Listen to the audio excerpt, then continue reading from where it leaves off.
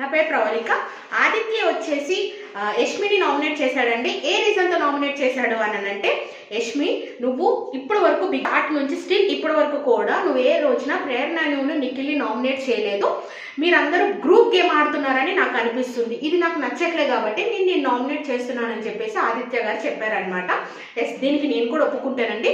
ఆమె నామినేషన్ అసలు కరెక్టే. ఆయన రీజన్ వచ్చేసి ఎందుకు అనంటే, యష్మి స్టార్టింగ్లో వచ్చేసి సోనియా ఉన్నప్పుడు చాలా బాగా ఫైట్ చేసి మాట్లాడేది. ఎప్పుడైతే సోనియా ఎలిమినేట్ అయిపోయిందో నిఖిల్ దగ్గరికి యష్మి చేరింది. అక్కడికి వెళ్ళిన కాడ నుంచి తను ఎంతసేపు నిఖిల్ చుట్టూనే తిరుగుతుంది కానీ ఎక్కడ గేమ్ అనేది సరిగ్గా ఆడలేదు. ఎక్కడ మాట్లాడాలో కూడా తను అక్కడ మాట్లాడలేదనమాట. అప్పటికి యష్మికి ఇప్పుడు యష్మికి చాలా తేడా ఉందనమాట. ఆదిత్య గారి నామినేషన్ అయితే కరెక్టే అని నేనే అనుకుంటున్నా. మీరేమనుకుంటున్నారో కింద కామెంట్ సెక్షన్లో రాయండి. అండ్ నా ఛానల్ని సబ్స్క్రైబ్ చేసుకోవడం మర్చిపోవద్దు. Thank you.